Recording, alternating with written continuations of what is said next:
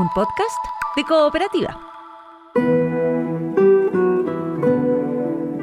Este es un podcast sobre historias que suceden delante y detrás de la pantalla, sobre las personas que hacen películas, las personas que las ven y las personas que las sueñan.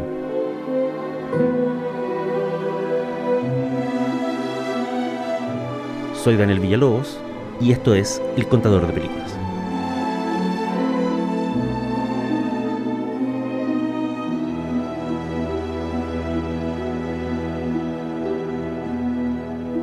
Esto es El Contador de Películas y la historia de hoy se llama La idea de un amor. Pesadumbre del barrio que ha cambiado. El documental dura 36 minutos y se puede ver en YouTube. Lo dirigió Mario Jacob y se hizo en Uruguay en 1997.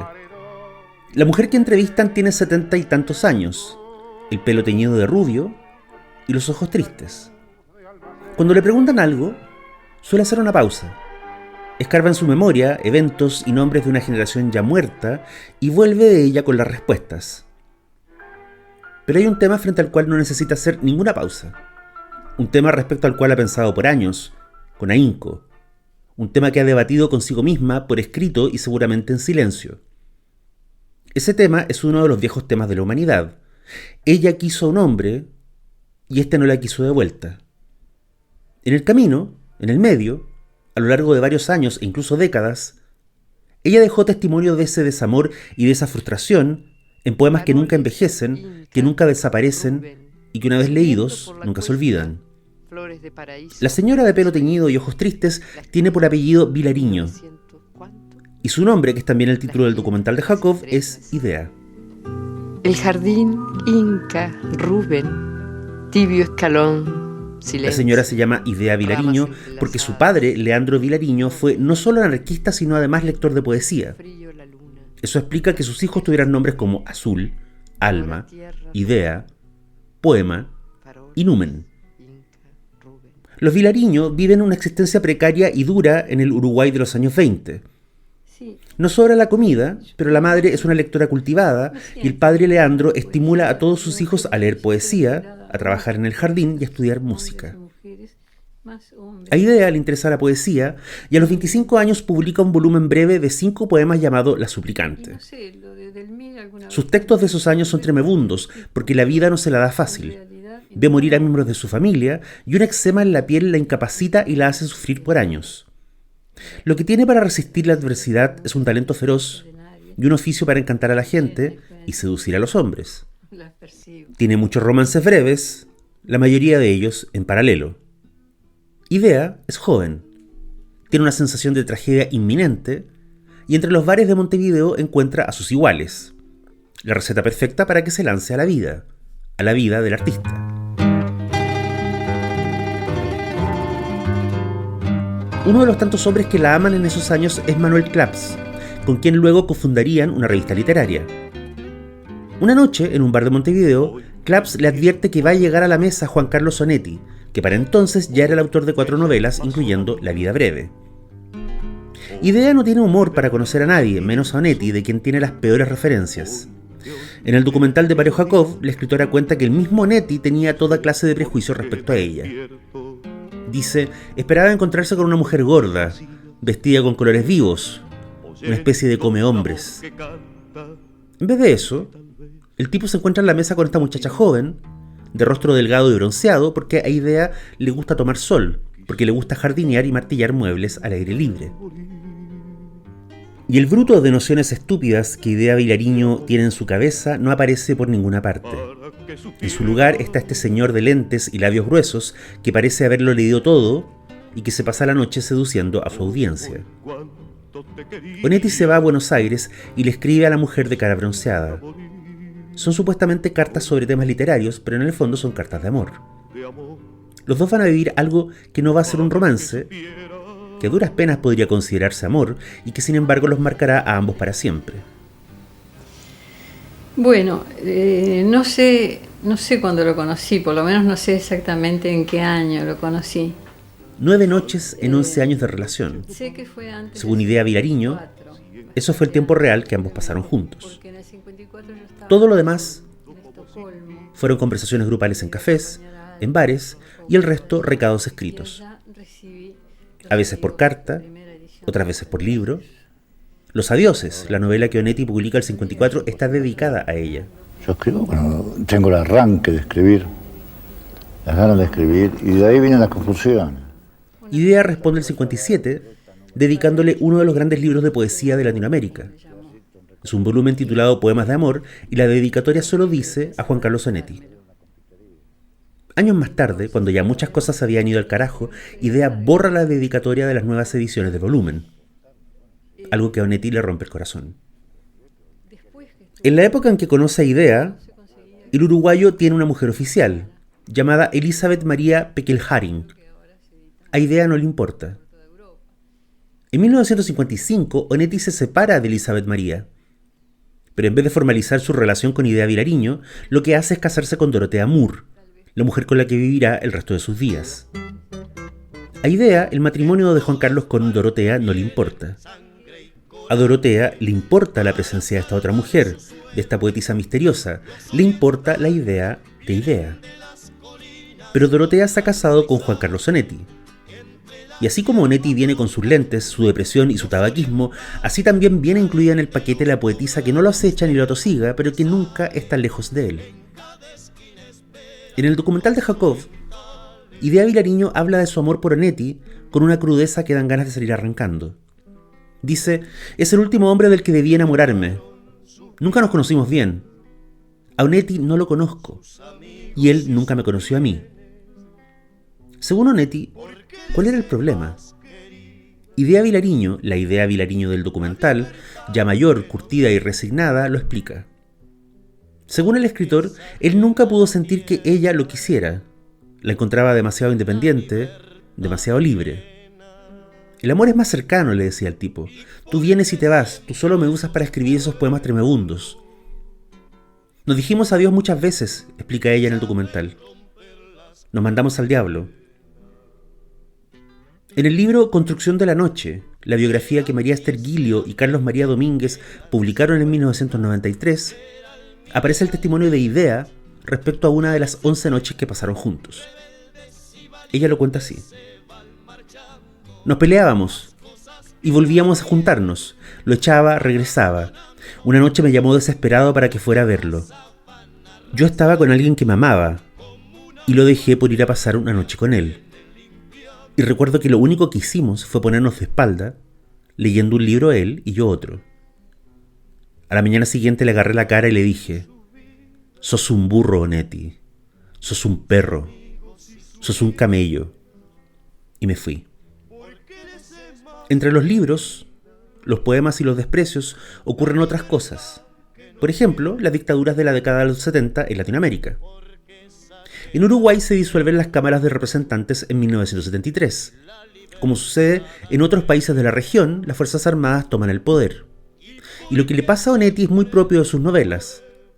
Porque no es que lo hayan sorprendido participando en la resistencia o escribiendo columnas contra el gobierno. Lo que le pasa a Onetti es que forma parte de un jurado que premia un cuento en un concurso organizado por la revista Marcha. Los censores militares leen el cuento, que se llama El guardaespaldas, y lo acusan de ser pornográfico y de difamar la honra del ejército. Cierran la revista y envían a todos los miembros del jurado a la cárcel. Onetti languidece en un gimnasio de básquetbol convertido en centro de detención, hasta que alguien, uno de sus amigos, urde una estrategia. Dado que efectivamente Onetti es un alcohólico y que está efectivamente hundido en una profunda depresión, se le pide al juez que lo trasladen al hospital psiquiátrico. El tribunal acepta. Dentro del infierno de las dictaduras, este es uno de los mejores finales posibles: ir a encerrarse en un lugar donde la gente pierde la razón. ¿Y quién llega a visitarlo ahí? Idea Vilariño. En la biografía de Guilio y Domínguez, el episodio está contado por la propia Vilariño, en primera persona, y dice así.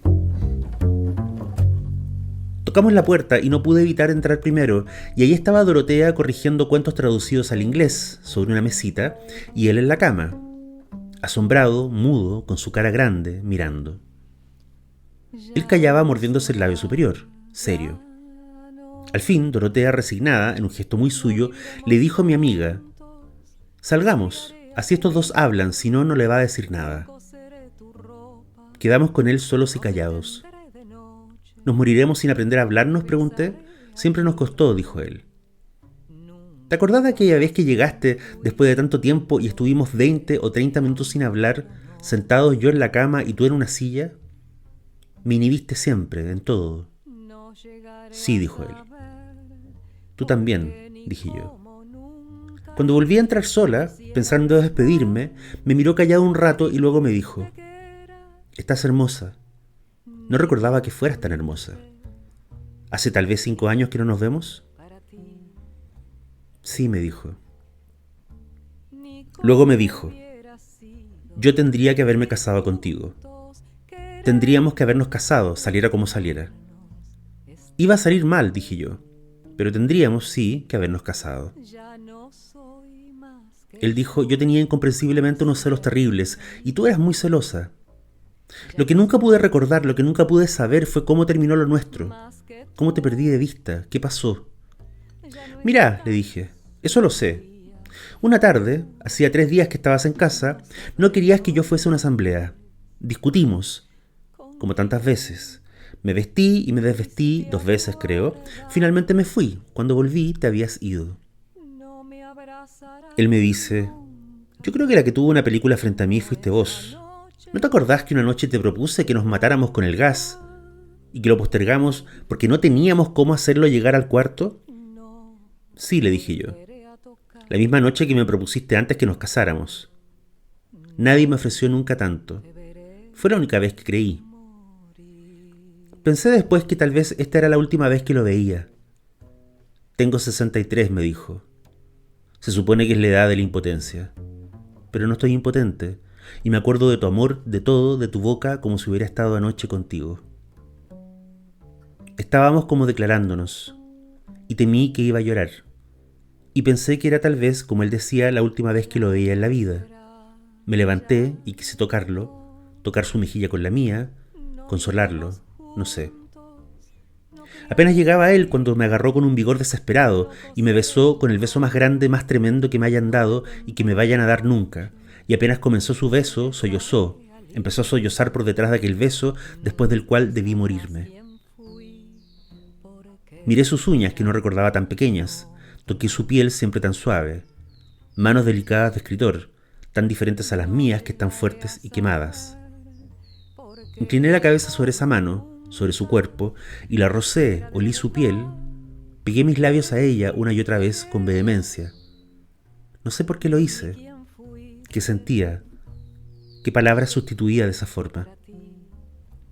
No sé qué entendió, pero de pronto él tomó mi mano y me dijo: no me beses así. Yo tengo que besar sus manos, le dije. Y me besó la mano fervorosamente también, una y otra vez. Estábamos como enfermos de emoción. Era lo de siempre. Me partía en dos. Si hubiera cedido a mi emoción, creo que me hubiera arrodillado junto a la cama y le hubiera dicho: lo que quieras, como quieras. Esto pasó el 15 de marzo de 1974. Hasta ahí llega el relato de idea.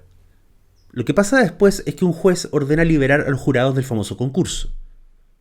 En mayo de 1974, Onetti deja el hospital psiquiátrico.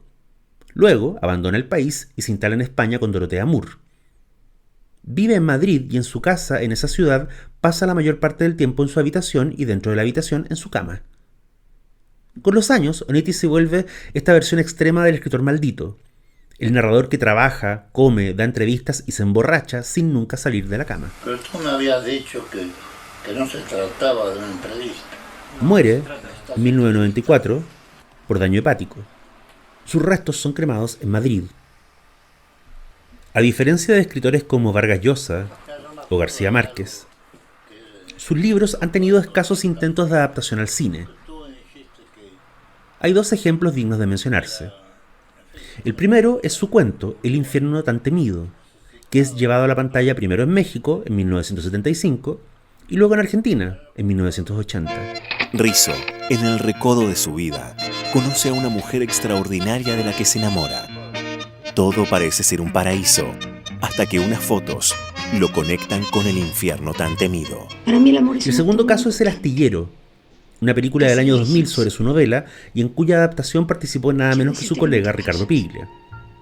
Dicho todo esto, de todo lo que me ha tocado leer de Onetti, lo más hermoso y triste es un cuento de 1946 llamado Esberg en la playa. El argumento es muy simple. En un puerto patibulario de algún país latinoamericano, vive un hombre que está casado con una mujer danesa. Ella sueña con volver a su terruño, al menos una vez antes de morir. El hombre, ansioso de cumplir el sueño de su esposa, decide robar dinero en la casa de apuestas donde trabaja. Las cosas no resultan como esperaba y termina confesando su crimen al jefe, quien le da un castigo muy parecido al purgatorio. Trabajará gratis para él hasta que termine de pagar la deuda de lo que robó. El hombre, ahora miserable y sin sueldo, descubre que la mujer sale todos los días. La interroga, nervioso. ¿A dónde va? ¿Qué hace? Lo que ella hace es ir hasta el puerto para ver partir a los barcos que van a la Europa que jamás volverá a visitar.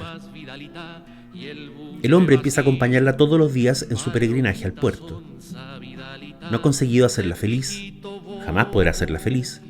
Ahora ambos viven peor que antes, pero sin embargo no dejará de acompañarla nunca a ese pequeño rito que reemplaza lo que alguna vez fue el amor. En 1958, cuando Onetti ya había dejado a Vilariño para casarse con Dorotea Moore, Idea incluyó en el libro Poemas de Amor un texto muy breve titulado Ya no. Es un texto que se ha leído en numerosas ocasiones, en numerosas circunstancias, y que incluso ha sido musicalizado.